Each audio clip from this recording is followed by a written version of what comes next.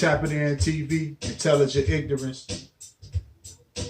Right now, I'm going to talk about LeBron James and Michael Jordan, the GOAT debate, right? There's so many ways you can look at this GOAT debate. For one, Jordan is a mythical figure, an iconic figure. Jordan just really took sports by storm. A phenomenon. Like nobody ever seen anything like Michael Jordan. Jump from the free throw line, everything what he do, game-winning shots, known to win. Ultimate killer, ultimate assassin. The GOAT. Everybody growed up, idolizing Michael Jordan. That's Jordan. Untouched, unblemished, right? Flawless career. Basically, right? Now here you got LeBron James. LeBron James he's of the newer generation. He's of the, he wasn't around when Jordan was there. So he's the new next thing, next best thing, or how you want to call it, right? They call him the chosen one. So now he had unfair comparisons to Michael Jordan from the simple fact that he's being judged against the very greatest of all time. LeBron never had a chance to be, measured against his peers. He's automatically measured against the greatest of all time. That alone right there says something to me. Intelligent ignorance. Now, I understand he's not as fluid. He doesn't have the skills. He doesn't captivate the mind the way Michael Jordan did or the way that Kobe did. As a basketball fan, I could even agree to that. However, for what he's doing in his time period, when we're talking about running up and down the court, he's the best at running up and down the court year after year after year, win, lose, or draw. Now the finals, I look at the finals a bit different how a lot of other guys look at the finals. Let me explain. For the most part, the best team wins the championship. Now, you do have star players, and most of the times the star player will carry you to the finals. But it's still a team award, a team achievement, a team goal, right? Now, LeBron choked against the Dallas Mavericks. Nobody can erase that. Nobody can take that away. That's what he did. But to take further context to that, from what I seen that LeBron wasn't sure if that was his team or not. He was deferring to D Wade. Now those games that he shot bad and those games that he scored low and he was tentative and he wasn't sure about himself, that's not an excuse. That's what he did that was bad. You can't erase that. Let me say that first. Intelligent ignorance. You have to follow me. What I'm saying is, he was deferring his game to D Wade. That was their first year in Miami.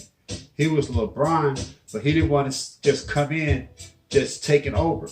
D Wade admitted, and the coaching staff admitted, that the very next year, when it came into the training camp, D Wade turned over the team to LeBron and said, "Don't worry about me. You're not stepping on my toes. Just go and do you. You run the team." And when that happened, they won the championship. And LeBron did not play as poorly against Dallas as he played every other finals after that. Let me say that again. After D Wade told LeBron, "We're going to go how you go. You run the team," LeBron hasn't played that bad in another finals game since then. Now, this is where the argument's going to come in. People are going to say, but he lost. But he lost. Yes, his team lost to better teams. That's what happened. I understand people want to personalize it and make it as just LeBron thing and just tear LeBron. I understand how people are.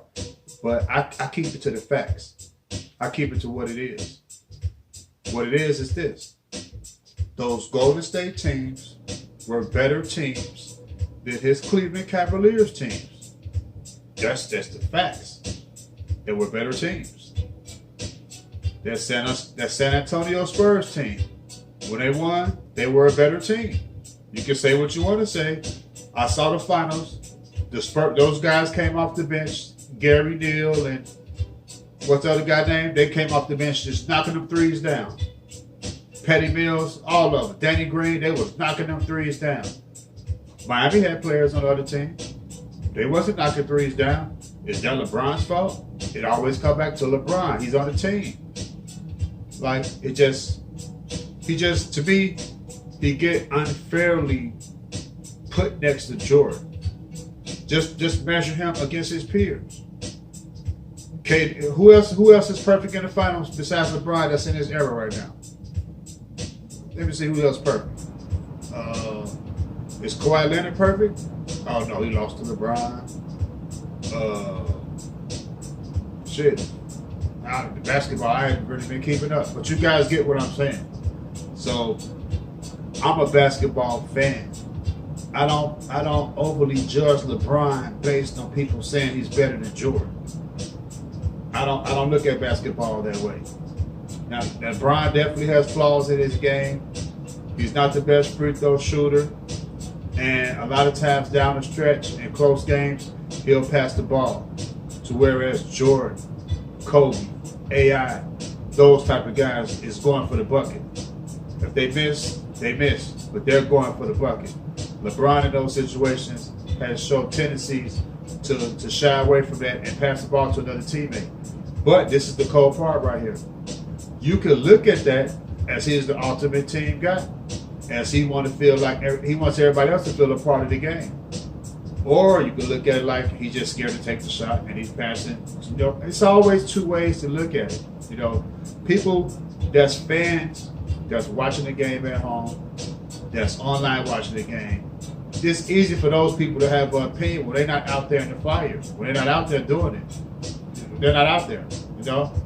So, for me being a fan looking, I'm always going to get the players that bit of respect. Just like me in my field, whatever I'm doing. If they're not involved in my field, how they going to tell me what I'm doing? How they going to tell me what it feel like? So you guys who overly criticizing this man, what if he did that to you in your job, in your profession? How would you feel? You just gonna call him a dumb basketball player. But look how you guys, you know, you can't have it both ways. You gotta have it one way.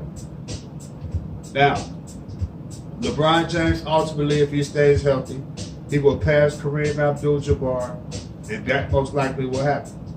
Now, he's most likely not going to get another championship, and definitely not going to get 6 or 7 to pass Mike. So that's not going to happen. So Mike 6-0 is still going to be safe right now, unless another phenomenon comes to basketball and just takes over and start winning. But Mike's still going to be 6-0 probably for the rest of our lifetime. So MJ got that along with everything what he accomplished as MJ.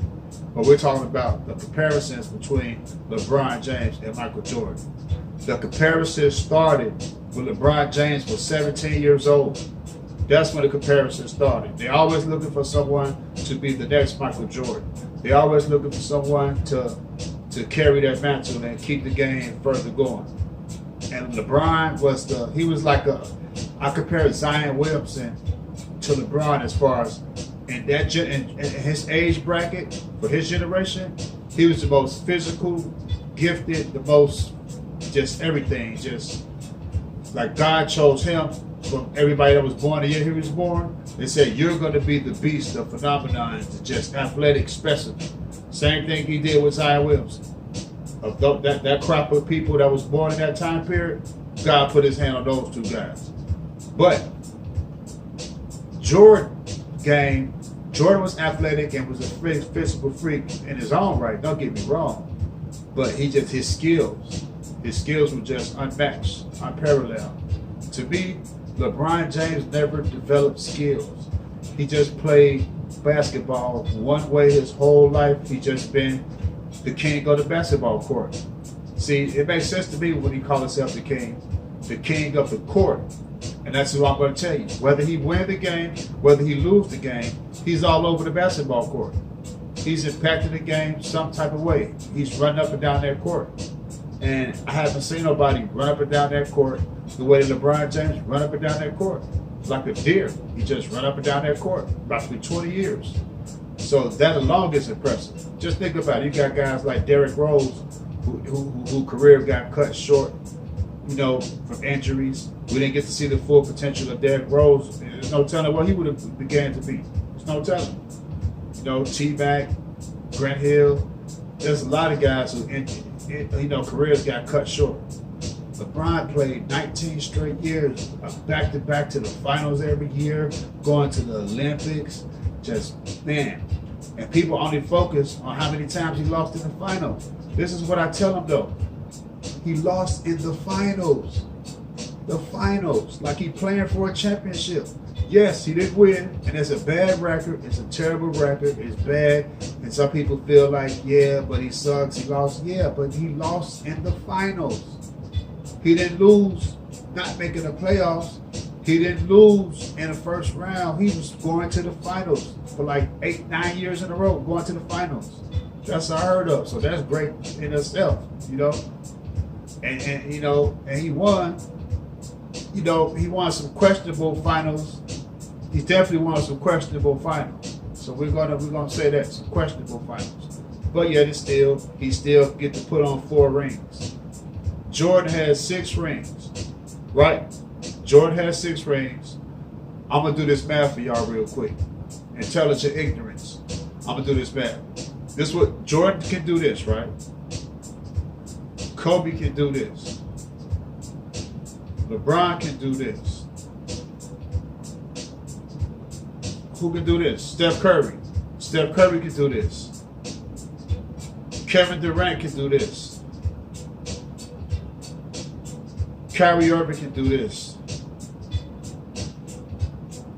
Guess how many players and Hall of Famers can't lift up one hand with 1 ring? And I'm gonna let y'all hold that. All you motherfuckers who always talk about how many times LeBron James lost in the finals, I want you motherfuckers to know this. Some of the best players that ever lived that's in the Hall of Fame, they can't hold up 1 hand with a ring. And you sit on that.